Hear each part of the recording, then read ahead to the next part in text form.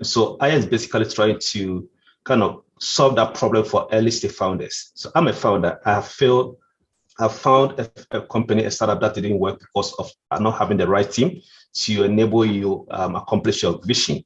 Like it is, every founder across the world has the same problems.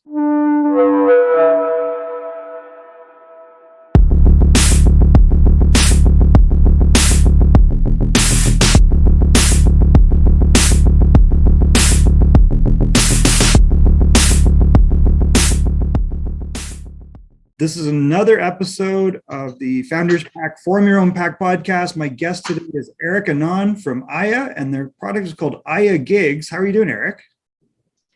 I'm doing very well. Thank you for having me. Of course. All right. So for people that don't know, what is Aya Gigs? Oh, thank you so much, Michael. So a bit of a background. I have been in the blockchain and Web3 space for the last 5 years. I've tried a couple of stuff. I built one of the first OTC platform in Nigeria called Digital Code back in 2017.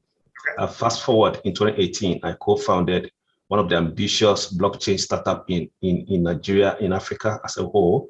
We managed to operate at the process over $500 and had a partnership with the likes of InterSwitch and other companies in Africa. I remotely managed and led a team of over 17 people across 10 countries, 3 continents. Unfortunately, we could not scale due to multiple factors, including team and talent. And so that brought me to Aya. And so Aya is the experiences, the lessons, and the knowledge we acquire from our previous journey as trying to build a startup. So Aya is basically trying to kind of solve that problem for early stage founders. So I'm a founder. I found a company, a startup that didn't work because of not having the right team to enable you accomplish your vision. Like it is, every founder across the world has the same problems. So you have an idea, maybe you are not a technical founder, you cannot code, and you need to have access to great talent who understand and buy into your vision. You come across such a problem. So I decided to solve this problem because I think if you can solve issue of getting the right talent at the early stages of every startup, then we can reduce the challenges of failure. So Aya basically is connecting African freelancers, vetted African freelancers who go through our model of education, training, and mentoring with the right startup mindset to connect them with global Web3 startups to enable them execute at scale without wasting time in terms of looking for where to get the right talent. So basically, that's what Aya is trying to do.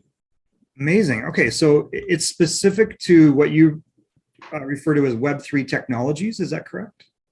Yes. So we're solving there's increasing demand for Web3 talent across the world. And the challenge has been it's expensive. The talent are very, very scarce because Web3 is a new technology. So a lot of startups are coming up every day across the world, especially in America and Asia. However, the talent to build this solution, startup are very limited. So we are trying to solve it from Africa perspective.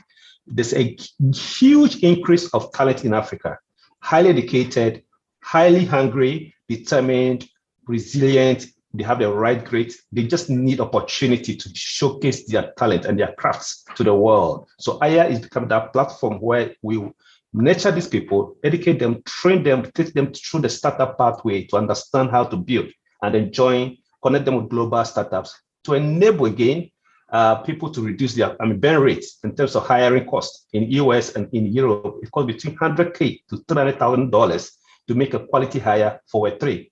We want to reduce that to about 40% less so that they can hire and save more money and get access to quality talent from Africa. That's amazing. Well, what an interesting concept. What motivated you to start this? Yeah, like I said, thank you for the question. Great question. So the motivation was very simple. As a founder, I found it difficult accessing the right talent. Right. So the motivation for me, number one, is how do we unlock opportunity for millions of African young people? Note, Africa is a young continent with over 65% of the population being under the age of 40.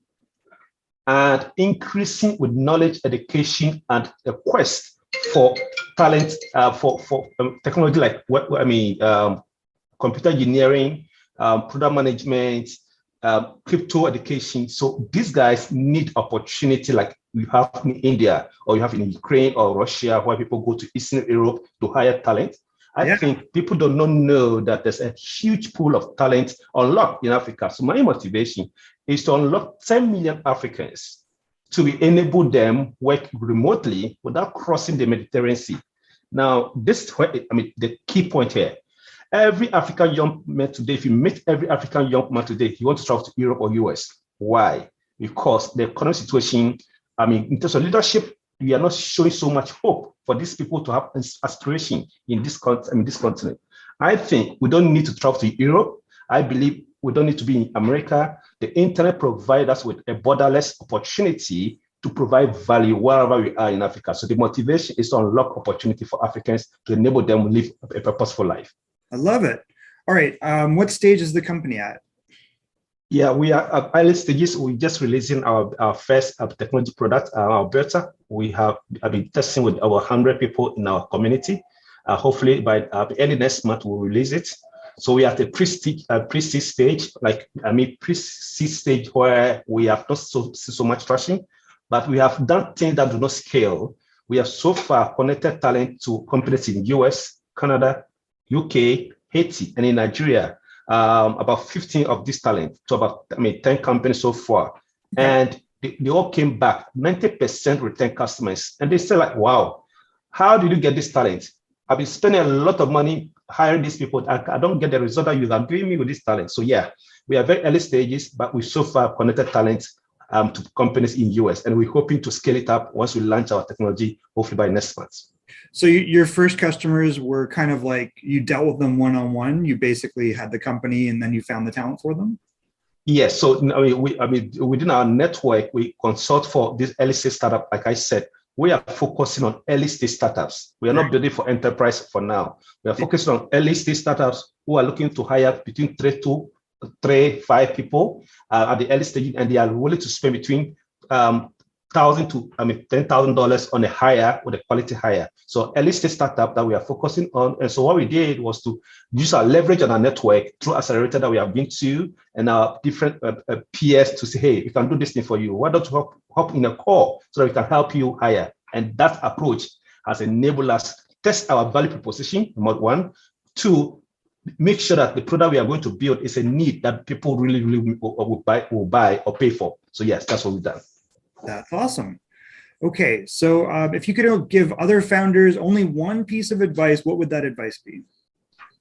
Interesting. My advice to every founder, like I tell people that I mentor, just do it.